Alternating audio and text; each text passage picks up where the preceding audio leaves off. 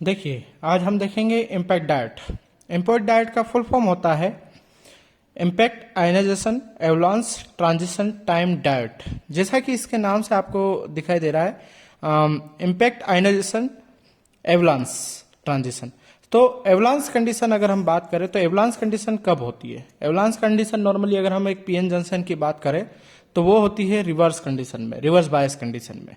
जब हम क्या करते हैं कि वोल्टेज को जो है वो रिवर्स बायस करते हैं, ठीक है, नेगेटिव वोल्टेज करते हैं, तो आईवी कैरेक्टरिस्टिक्स हम जब प्लॉट करते हैं और उसमें अगर हम देखते हैं आईवी कैरेक्टरिस्टिक्स प्लॉट करने पर जो नेगेटिव वोल्टेज अगर हम अप्लाई करें और नेगेटिव बायसिंग करने पर क्या होता है कि स्टार्टिंग में तो जो है करंट अगर रिवर्स बायस में देखें तो काफी मिनिमम होती है, काफी कम होती है, लेकिन एक पर्टिकुलर वोल्टेज के बाद में यहाँ पर हम देखते हैं कि कई सारे इलेक्ट्रॉन होल्स पेयर जनरेट होते हैं और उसके बाद में क्या होता है कि करंट की वैल्यू जो है एकदम से बढ़ जाती है।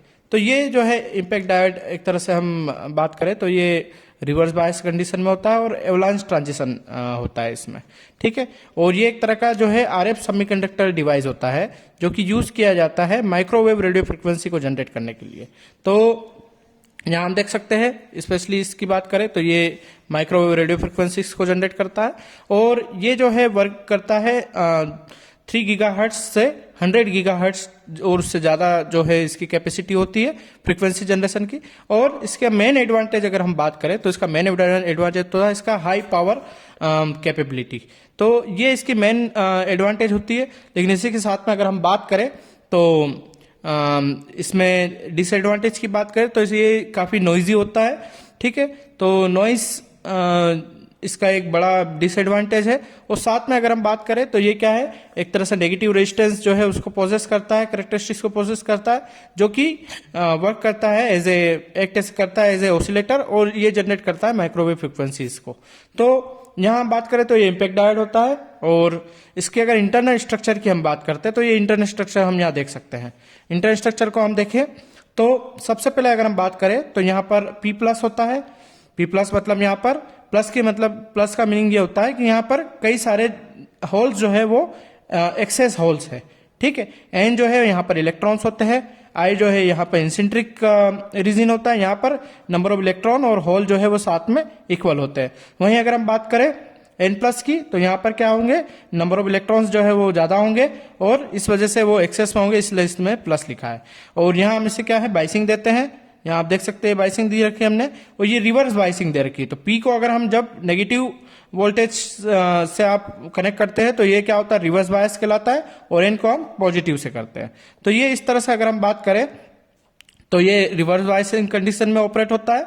और इसकी बात करें हम, ये फर्स्ट जो जंक्शन यहाँ पे आप दिखाई दे रहा है ये क्या है एवलांस रीजन कहलाता है। साथ में अगर हम बात करें ये जो रीजन है इस रीजन को हम क्या कहते हैं, ड्रिफ्ट रीजन कहते हैं, ठीक है। और इसके अलावा अगर हम यहाँ बात करें तो ये कई सारे स्ट्रक्चर, इसके इंटरनल स्ट्रक्चर कई तरह से अलग अलग तरह का होता है। अभी हमने यहाँ पे हमने लिया है P प्लस N I और N प्लस, तो ये एक तरह का यहाँ हमने स्ट्रक्चर देखे। अगर इसी की हम बात करें आगे कि वर्टिकल स्ट्रक्चर की हम बात करें तो वर्टिकल स्ट्रक्चर इसका हम देख सकते हैं, यहाँ पर ये वर्टिकल स्ट्रक्चर है। वर्टिकल स्ट्रक्चर में हम देख सकते हैं कि यहाँ पर ये एनोड है, ये कैथोड है और यहाँ पर ये कोटिंग की गई है, ठीक है, मेटल कॉन्टेक्ट है यहाँ पर। और साथ में यहाँ हम देखेंगे तो ये P प्लस, उसी तरह से हमने जिस तरह की हॉरिजेंटल स्ट्रक्चर देखा था यहाँ पे हम देख सकते हैं vertical structure P plus N I और N प्लस, यहाँ हम देख सकते हैं ये कैथोड है और ये एनोड है, ठीक। तो ये इस तरह का एक वर्टिकल स्ट्रक्चर होता है इसका।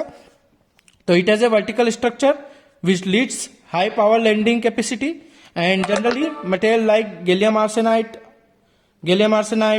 and silicon, germanium, indium phosphide are used for its construction, and as well as we can see the gallium arsenide is mostly used due to low noise behavior।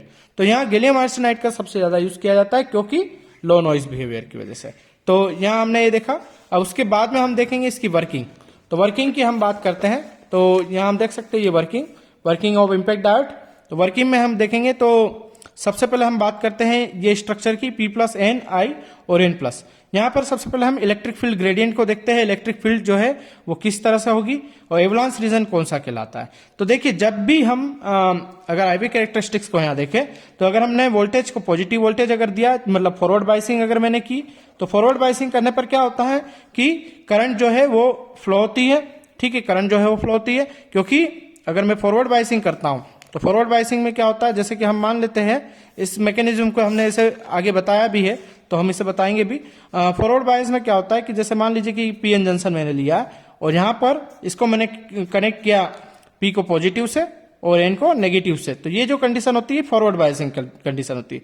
यहाँ जितने भी होल होंगे वो क्या होंगे, इस पॉजिटिव से रिपेल करेंगे और किस तरफ जाएंगे, इस तरफ जाएंगे। तो और इसी के साथ में अगर मैं बात करूं इलेक्ट्रॉन की, तो यहां से रिपेल करके ये भी इस तरफ जाएंगे, तो इसका डिप्लीशन लेयर जो है वो काफी थीन होगा और इस वजह से यहाँ करंट का फ्लो बढ़ेगा। तो ये देख सकते हैं हम कि करंट का फ्लो इसमें बढ़ता है वोल्टेज बढ़ने के साथ में फॉरवर्ड बायस में। वहीं अगर हम बात करें रिवर्स बायस में, तो यहाँ क्या हो जाएगा, रिवर्स बायस में ये नेगेटिव हो जाएगा और ये पॉजिटिव टर्मिनल हो जाएगा। मतलब पी को हमें नेगेटिव से कनेक्ट करना होगा और एन को पॉजिटिव से कनेक्ट करेंगे। और यहाँ क्या करते हैं, जब हम नेगेटिव बायसिंग करते हैं तो जब हम वोल्टेज को बढ़ाते हैं तो यहाँ पे करंट जो है वो काफी कम जो है वो मिलती है। क्यों मिलती है, क्योंकि यहाँ अगर हम बात करें, अब जब हमने इसे पी को हमने नेगेटिव पे कर दिया है और यहाँ पॉजिटिव पे कर देंगे, इस कंडीशन को इस तरह से कर दे, तो यहाँ जो होल है इसकी तरफ अट्रैक्ट हो जाएंगे नेगेटिव की तरफ, और यहाँ से जो इलेक्ट्रॉन है वो पॉजिटिव की तरफ अट्रैक्ट करेंगे, जिसकी वजह से यहाँ पे ये जो बाइसिंग है, यहाँ अगर हम बात करें तो ये डिप्लीशन लेयर जो है वो क्या हो जाती है, बढ़ जाती है। तो मतलब इसकी इस कंडीशन में लार्ज विड्थ हो जाती है डिप्लीशन लेयर की। और यहां पर क्या होता है, जो माइनॉरिटी चार्ज कैरियर्स है वो इलेक्ट्रॉन होल पेयर्स जनरेट करते हैं और इसी के साथ में रिवर्स बायस कंडीशन में एकदम से जो है करंट जो है बढ़ती है। अब हम बात करते हैं इलेक्ट्रिक फील्ड प्रोफाइल की। तो इलेक्ट्रिक फील्ड प्रोफाइल अगर हम यहां देखेंगे तो इस पर्टिकुलर जंक्शन पे पी प्लस और एन वाले जंक्शन पर यहाँ पे हाई इलेक्ट्रिक फील्ड जनरेट होगी, क्योंकि रिवर्स बायस कंडीशन में ये वाले जो पी के होल्स है ये अट्रैक्ट करेंगे नेगेटिव को और यहाँ पर इलेक्ट्रॉन्स बचेंगे, ठीक है। और ये जो माइनॉरिटी इलेक्ट्रॉन्स होंगे और यहाँ पे ये इलेक्ट्रॉन है, तो इस तरह से यहाँ अगर देखें हम तो एक इलेक्ट्रिक फील्ड जनरेट होगी, मैक्सिमम इलेक्ट्रिक फील्ड जनरेट, जो कि ड्रिफ्ट करेगी आई की तरफ। तो यहाँ ये एवलांस रीजन कहलाता है और फिर उसके बाद में इलेक्ट्रिक फील्ड जो है वो धीरे धीरे कम होती है। सिमिलरली यहाँ पे भी हम देख सकते हैं, यहाँ पर electric field gradient P plus और एन के जंक्शन पर होती है, यही भी हमने देख लिया है और आईवी कैरेक्टरिस्टिक्स हम भी हमने समझाया है। अब हम देखते हैं कि एवलांस कंडीशन किस तरह से होती है। ये बेसिकली काम करता है एवलांस कंडीशन पे ही। तो अब इस एवलांस कंडीशन का जो है एवलांस कंडीशन क्या होती है उसके हम देख सकते हैं। तो an action that cause an abrupt increase in the junction current in the reverse bias condition for PN junction leading to junction breakdown is known as a avalanche breakdown. तो अभी हमने देखा था यहाँ पर कि जब रिवर्स बायस कंडीशन हमने लगाई थी, यहाँ पर आईवी कैरेक्टरिस्टिक्स हमने देखा अभी यहाँ पर, तो सॉरी वोल्टेज और ये करंट, यहाँ जब हमने रिवर्स बायस कंडीशन देखी कि जब वोल्टेज हम बढ़ा रहे हैं और उसके बाद में एक पर्टिकुलर वोल्टेज के बाद में देखें तो करंट जो है अब्रप्टली इंक्रीज हो जाता है। तो ये जो है रिवर्स बायस कंडीशन में करंट जो है अब्रप्टली इंक्रीज होता है, जिसे हम क्या बोलते हैं, जंक्शन ब्रेकडाउन होता है नॉर्मली, ठीक है। तो इसे हम क्या कहते हैं, एवलांस ब्रेकडाउन बोलते हैं। और ये एक वोल्टेज जो है नॉर्मली एक बाइसिंग वोल्टेज के ज्यादा वोल्टेज होने पर यहाँ पर एवलांस कंडीशन होती है। अब इस कंडीशन में क्या होती है कि ये जो डिप्लीशन लेयर है, यहाँ हम इसे देखें, देखिए यहाँ पर अगर हम देखें तो ये सिमिलर कंडीशन है, पी जंक्शन है, ये एन जंक्शन है। अब यहाँ हम देखें तो होल जो है मेजोरिटीज में होंगे, इसको हमने नेगेटिव से कनेक्ट किया है, ये रिवर्स बायस कंडीशन है। यहाँ से जितने भी होल्स है ये सब मूव करेंगे नेगेटिव प्लेट की तरफ और यहाँ से जितने इलेक्ट्रॉन्स है वो पॉजिटिव की तरफ मूव करेंगे। और जब ये यहाँ से इलेक्ट्रॉन जब मूव करेंगे तो यहाँ क्या होगा, एक तरह से पॉजिटिव जो कोर है वो इसका इलेक्ट्रॉन जब इसको छोड़ के जाएगा यहाँ पर तो होल क्रिएट हो जाएगा। और वहीं अगर हम बात करें होल यहाँ से जब मूव करेगा तो यहाँ से इलेक्ट्रॉन जो है वो बचेंगे। तो ये इलेक्ट्रॉन हम देख सकते हैं, इमोबाइल इलेक्ट्रॉन है यहाँ पर ये, और ये भी आपके इमोबाइल होल्स है। और यहाँ पर इन दोनों की वजह से क्या होगा, एक इलेक्ट्रिक, एक तरह से हम बात करें तो यहाँ पर एक इलेक्ट्रिक फील्ड जनरेट होगा और इसी की वजह से एक पोटेंशियल डिफरेंस जनरेट होगा। और इसकी वजह से क्या होता है कि यहाँ ये डिप्लेशन लेयर अगर हम बात करें काफी ठीक हो जाती है। और यहाँ क्या होगा, जो माइनॉरिटी चार्ज कैरियर्स होंगे, यहाँ अगर हम बात करें कि यहाँ कुछ इलेक्ट्रॉन है, ये एन है, तो एन जैसे ये हम बात करें एन है और ये हमारा पी है, तो यहाँ पर हम देखेंगे कि माइनॉरिटी चार्ज कैरियर्स कौन से होंगे, इलेक्ट्रॉन होंगे। और यहाँ पे माइनॉरिटी चार्ज कैरियर्स कौन से होंगे, यहाँ पे होल्स होंगे। ये इलेक्ट्रॉन और होल जो है वो आपस में जो नियर बाय एटम्स है उनसे इंपैक्ट करेंगे, जिसकी वजह से क्या होगा, आयनाइजेशन होगा। और यहाँ पर मैक्सिमम इलेक्ट्रॉन होल पेयर जो है जनरेट होते जाते हैं, जिसकी वजह से क्या होगा कि अब्रप्टली जो करंट है वो बढ़ जाती है, ठीक है। तो यही हमने यहाँ पे लिखा भी है, इलेक्ट्रॉन होल पेयर इसकी वजह से जनरेट होते हैं और अब्रप्टली जो है मल्टीप्लीकेशन होता है चार्ज कैरियर्स का। तो ये एवलांस कंडीशन होती है। इस एवलांस कंडीशन को हमने समझा यहाँ पर। अब अगर हम बात करें कि इसका ऑपरेशन किस तरह से होता है, तो हम यहाँ देख सकते हैं इसका ऑपरेशन। तो सबसे पहले अगर हम बात करें ये तो n प्लस, ये अलग स्ट्रक्चर है, n प्लस पी आई और p। तो मैंने जैसे कि आपको बताया है कि इसके कई सारे स्ट्रक्चर हो सकते हैं। तो सबसे पहले अगर हम बात करें तो यहाँ पर ये आपका एवलांस रीजन है जो कि हाई फील्ड रीजन है, जिसे हम यहाँ देख चुके हैं। अगर यहाँ वोल्टेज जो है टर्मिनल जो रिवर्स वोल्टेज अगर ज्यादा हो जाता है तो यहाँ एवलांस कंडीशन जनरेट होती है, बनती है। और ये जो यहाँ पे अगर हम बात करें n प्लस जो है इलेक्ट्रॉन जितने भी है ये किस तरफ अट्रैक्ट करेंगे, पॉजिटिव की तरफ। तो यहाँ क्या बचाएंगे, होल बचेंगे।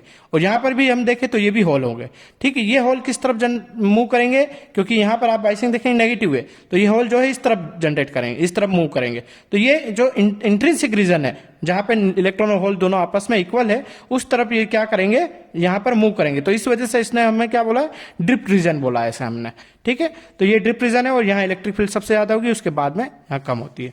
तो जब अगर हमारे पास बाइसिंग वोल्टेज से ज्यादा अगर रिवर्स बायस वोल्टेज होता है तो मैक्सिमम इलेक्ट्रिक फील्ड जनरेट होगी यहाँ पर, very high value appear at the N plus P junction. And drip region तो हमने वैसे बता चुके हैं कि the I region through which the generate holes and electrons, holes must be dripped in the moving toward the p plus contact। तो यहाँ पे हमने देखा है कि यहाँ जो इलेक्ट्रॉन, जो हम यहाँ से देखें कि इलेक्ट्रॉन अगर मूव इस तरफ किए तो यहाँ पर जो माइनॉरिटीज की बात करें तो होल्स से, यहाँ पे भी होल्स है, ये आपस में जो है किस तरफ मूव करेंगे, p प्लस की तरफ करेंगे थ्रू द आई। तो ये हमारा ड्रिप रीजन कहलाता है, ये हमने देखा। अब उसके बाद में अगर हम बात करें इसकी कैरेक्टरिस्टिक्स, तो कैरेक्टरिस्टिक्स की हम बात करें तो ट्रांजिट टाइम भी हम निकाल सकते हैं, जिसे हम ड्रिप टाइम कहते हैं। टीडी जिसे हम कहा जाता है of a hole across the drip region is T tau equal to L by V D होता है। जहां पे हम वीडी की बात करें तो ड्रिप वेलोसिटी होती है और एल जो है length of the drip region कहलाता है। अब ड्रिप ट्रांजिट एंगल भी हम निकाल सकते हैं यहाँ पर। सिमिलरली एवलांस मल्टीप्लिकेशन फैक्टर भी हम इस फॉर्मूले से निकाला जा सकता है। अब अगर हम बात करें अगली चीज की, तो अगर यहाँ हम जो वोल्टेज अगर हम लगाए तो वो एसी और डीसी दोनों फॉर्म में हम वोल्टेज लगाते हैं। तो सबसे पहले अगर हम बात करें, ये हमने जैसे देखा कि एसी और डीसी वोल्टेज दोनों हमने अप्लाई किया। अब फर्स्ट कंडीशन अगर हम बात करें एसी का पॉजिटिव साइकिल, एसी के पॉजिटिव साइकिल में अगर हम बात करें तो यहाँ क्या होगा कि इस कंडीशन में किसी तरह का एवलांस नहीं होगा। एवलांस नहीं होगा तो number of electron hole pair जो करंट जनरेट हो रही है वो होगी, लेकिन इलेक्ट्रॉन होल पेयर की वजह से, दोनों की वजह से नहीं होगी। अगर हम मल्टीप्लिकेशन, चार्ज मल्टीप्लिकेशन की बात करें जो एवलांस कंडीशन में होती है, वो किस कंडीशन में होगी, इस कंडीशन में होगी, जबकि नेगेटिव वोल्टेज जो है अपीयर होने लगेगा इस तरफ। तो इसको हम इस तरह से बात कर सकते हैं, ये अपना वोल्टेज, ये करंट जनरेट हुई, ठीक है, ड्यू टू ब्रेकडाउन, एवलांस की वजह से जनरेट होती है। तो यहां पे हम बात करें तो ये करंट हो जाएगी और ये वोल्टेज, ठीक है। तो ये इस तरह से हम बात करें तो सिमिलरली अगर यहाँ पर जीरो की तरफ जाएंगे तो यहाँ पर भी हमें करंट मिलेगी। तो ये इसका वर्किंग था। तो आज के लेक्चर के लिए ये आपको इम्पैक्ट डायोड हमने बताया है। धन्यवाद इस लेक्चर